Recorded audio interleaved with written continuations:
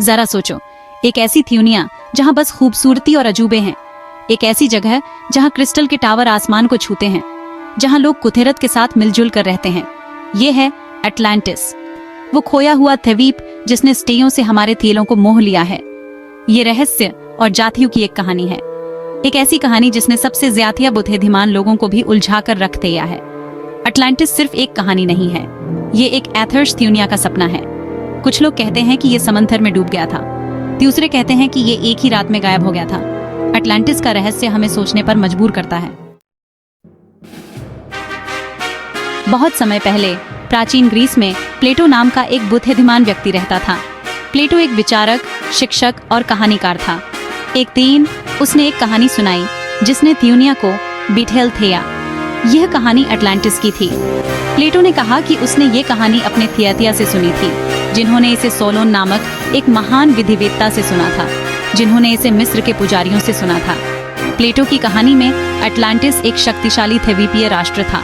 यह हरक्यूलिस के स्तंभों से परे स्थित था, जिसे अब हम जिब्राल्टर जलड मरुमध्य कहते हैं। अटलांटिस लीबिया और एशिया को मिलाकर भी बड़ा था। यह एक समृद्ध भूमि थी, कल्पना से परे धन दौलत से भरी हुई। अटलांटिस के लोग उन्नत थे, उनके पास ऐसी तकनीक थी जिसके बारे में हम आज केवल सपना ही देख सकते हैं। लेकिन अटलांटिस केवल अमीर ही नहीं था, यह शक्तिशाली भी था। अटलांटिस के लोगों ने कई देशों पर विजय प्राप्त की और एक विशाल साम्राज्य पर शासन किया, लेकिन वे और अधिक चाहते थे और उन्होंने प्राचीन ग्रीस के केंथेर एथेंस पर अपनी नजरें गड़ा दी। यह उनकी बहुत बड़ी गलती थी। देवता क्रोधित हुए और उन्होंने अटलांटिस को दंड देने का फैसला किया। एक ही दिन और रात में अटलांटिस समुद्र में डूब गया। यह हमेशा के लिए चला गया। यह गया। प्लेटो की कहानी वह बीज है जहां से अटलांटिस की सभी कहानियां उगती हैं। एक ऐसी भूमि की कल्पना करो जहां हमेशा सूरज चमकता है और फसलें लंबी और मजबूत होती हैं। यह अटलांटिस था। अटलांटिस के लोग अच्छी तरह से रहते थे। उनके पास अपनी जरूरत की हर चीज और उससे भी ज्यादा थी। उनके शहर भव्य थे, ऊंची इमारतों और चौड़ी सड़कों वाले। हर जगह पार्क और उद्यान थे। हवा साफ थी और पानी शुद्ध था। अटलांटिस के लोग बहुत बुद्धिमान थे। उनके पास ऐसी मशीनें थीं जिनकी हम कल्पना भी नहीं कर सकते। वे मौसम को नियंत्रित कर सकते थे और जानवरों से बात कर सकते थे। कुछ लोग कहते हैं कि वे उड़ भी सकते थे, लेकिन वे केवल चालाक ही नहीं थे, वे दयालु भी थे। वे एक दूसरे का ख्याल रखते थे। अटलांटिस में कोई गरीब नहीं था और कोई भूखा नहीं था। यह एक एथर्स समाज था, या ऐसा ही लगता था। अटलांटिस के केंथेर में समुद्र के देवता पोसीडोन को समर्पित एक महान मंदिर था।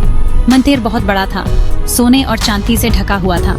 अंदर पंखों वाले घोड़ों द्वारा खींचे गए रथ में पोसीडोन की एक विशाल मूर्ति थी। मंदिर अटलांटिस का गौरव था, जो दिखाता था कि वे कितने अमीर और शक्तिशाली थे। लेकिन अटलांटिस में जीवन बस काम और पूजा तक ही सीमित नहीं था। अटलांटिस के लोग मौज मस्ती करना भी जानते थे। वे खेल खेलते थे, संगीत और नृत्य पसंद करते थे और बड़े बड़े उत्सव मनाते थे। अटलांटिस को देखने, वहाँ के लोगों के साथ व्यापार करने और उनसे सीखने के लिए लोग दुनिया भर से आते थे। अटलांटिस आशा की किरण था। मनुष्य क्या हासिल कर सकता है, इसका एक शांतियार उदाहरण। लेकिन क्या यह सच होने के लिए बहुत अच्छा था? रहस्य बना हुआ है। अटलांटिस का पतन कैसे हुआ? कई सिद्धांत हैं। कुछ लोग कहते हैं कि यह देवताओं का क्रोध था, दूसरों का कहना है कि यह प्रकृति का कहर था। हो सकता है कि दोनों ही कारण रहे हों। सच्चाई यह है कि हम नहीं जानते, लेकिन यह हमें अनुमान लगाने से नहीं रोकता। सदियों से लोग अटलांटिस की तलाश करते रहे हैं। बहादुर खोजकर्ता, जिज्ञासु वैज्ञानिक और साहसी सपने देखने वाले। उन्होंने हर समुद्र, हर सागर, यहाँ तक कि जमीन पर भी देखा है। वे जहाजों और पनडुब्बियों, उपग्रहों और सोनार का उपयोग करते हैं। लेकिन अटलांटिस छिपा रहता है। फिर भी वे ढूंढते रहते हैं। आशा उन्हें आगे बढ़ाती रहती है।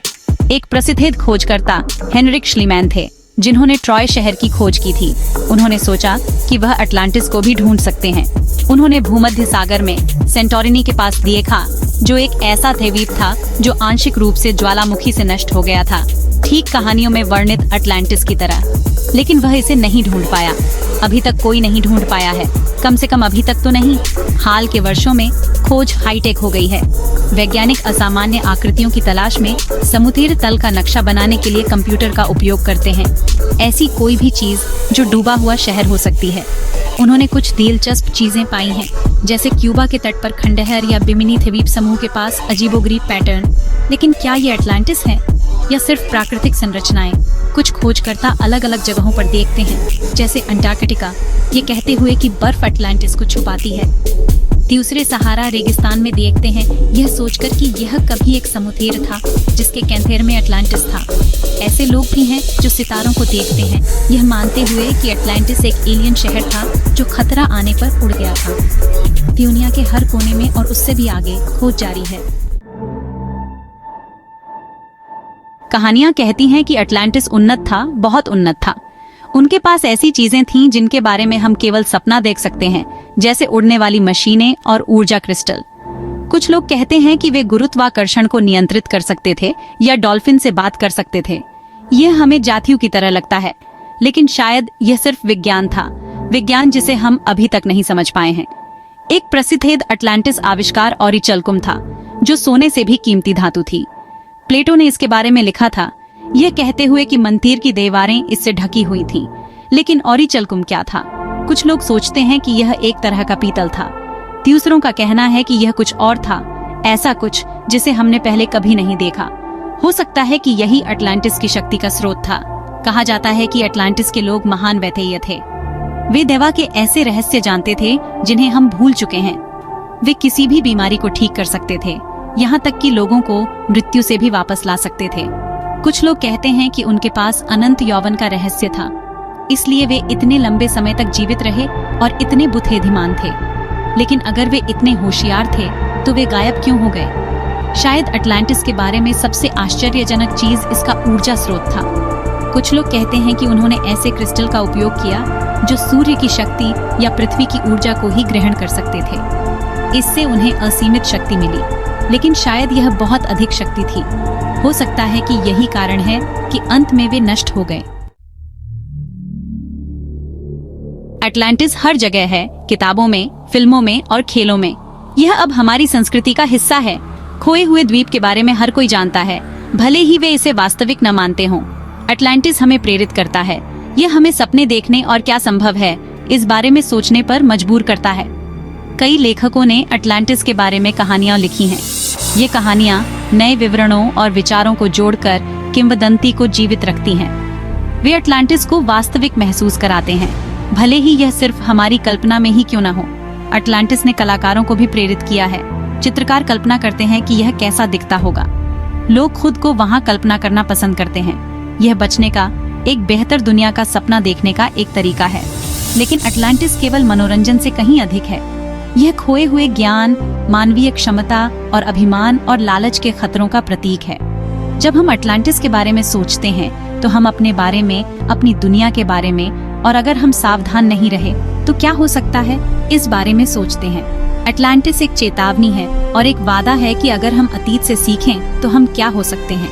अटलांटिस की खोज वास्तव में खुद की, अपने अतीत की और अपनी क्षमता की खोज है। हर बार जब हम अटलांटिस की तलाश करते हैं तो हम इतिहास, विज्ञान और मानव स्वभाव के बारे में कुछ न कुछ सीखते हैं। भले ही हमें यह कभी न मिले, खोज मूल्यवान है। यह हमें तलाशने, सवाल करने और कल्पना करने के लिए प्रेरित करता है। हर कोई अटलांटिस में विश्वास नहीं करता है। कई वैज्ञानिकों का कहना है कि यह सिर्फ एक कहानी है, एक मिथक है। कोई ठोस सबूत नहीं है, कोई खंडहर नहीं, कोई कलाकृतियां नहीं। कुछ वैज्ञानिक अटलांटिस को समझाने की कोशिश करते हैं। यह वास्तविक स्थानों पर आधारित हो सकता है, जैसे क्रेते पर मिनोअन सभ्यता। भूवैज्ञानिकों ने प्लेटो के विवरण को देखा है। कुछ शोधकर्ता अटलांटिस की तलाश के लिए विज्ञान का उपयोग करते हैं। उन्हें अटलांटिस नहीं मिला है, लेकिन उन्हें अन्य दिलचस्प चीजें मिली हैं। भले ही हमें यह कभी न मिले, खोज मूल्यवान है। भले ही अटलांटिस वास्तविक न हो, लेकिन ऐसी जगहें हैं जो इसके करीब आती हैं। ऐसी जगहें जो हमें आश्चर्यचकित करती हैं, जैसे भारत में द्वारका, एक प्राचीन शहर जो अब पानी के नीचे है, या ग्रीस में पावलोपेट्री, सबसे पुराना डूबा हुआ शहर जिसे हम जानते हैं। ये स्थान हमें दिखाते हैं कि शहर डूब सकते हैं, सभ्यताएं गायब हो सकती हैं। कुछ लोग सोचते हैं कि अटलांटिस भूमध्य सागर में था, शायद सेंटोरिनी के पास या स्पेन के तट पर। कुछ आधुनिक शहरों को न्यू अटलांटिस कहा गया है, जैसे दुबई अपने कृत्रिम द्वीपों, ऊंची इमारतों और विलासिता के साथ। अटलांटिस की खोज वास्तव में खुद की, अपने अतीत की और अपनी क्षमता की खोज है। यह हमें तलाशने, सवाल करने और कल्पना करने के लिए प्रेरित करता है। हम अभी भी अटलांटिस की परवाह क्यों करते हैं? हजारों साल बीत चुके हैं। अब हमारे अपने अजूबे हैं, हमारी अपनी तकनीक है, लेकिन अटलांटिस आज भी हमें मोहित करता है। ये आज भी हमें सपने दिखाता है। हो सकता है कि ऐसा इसलिए हो क्योंकि अटलांटिस उस चीज का प्रतिनिधित्व करता है जिसे हमने खो दिया है या जिसे हम ढूंढ रहे हैं। अटलांटिस एक आईना है। यह हमारी आशाओं, हमारे डर को दर्शाता है। जब हम अटलांटिस के बारे में सोचते हैं तो हम एक एथर्स दुनिया के बारे में सोचते हैं। एक ऐसी दुनिया जहाँ युद्ध न हो, भूख न हो, दुख न हो। लेकिन हम अभिमान के बारे में, लालच के बारे में, बहुत अधिक शक्ति के खतरों के बारे में भी सोचते हैं। अटलांटिस हम ही हैं, अपने सबसे अच्छे और बुरे रूप में। अटलांटिस की खोज वास्तव में खुद की, अपने अतीत की और अपनी क्षमता की खोज है। हर बार जब हम अटलांटिस की तलाश करते हैं तो हम इतिहास, विज्ञान और मानव स्वभाव के बारे में कुछ न कुछ सीखते हैं। भले ही हमें यह कभी न मिले, खोज मूल्यवान है। यह हमें तलाशने, सवाल करने और कल्पना करने के लिए प्रेरित करता है। अंत में शायद इससे कोई फर्क नहीं पड़ता कि अटलांटिस वास्तविक था या नहीं। महत्वपूर्ण ये है कि ये हमारे लिए क्या मायने रखता है, हम इसके बारे में क्या कहानियां सुनाते हैं, हम इससे क्या सबक सीखते हैं। अटलांटिस एक सपना है, एक बेहतर दुनिया का सपना, एक ऐसी दुनिया जिसे हम बना सकते हैं अगर हम काफी बुद्धिमान, काफी बहादुर हैं। जब तक ये सपना जिंदा है, अटलांटिस वास्तव में कभी खोया नहीं जाएगा। रहस्य बना हुआ है और आशा भी बनी हुई है।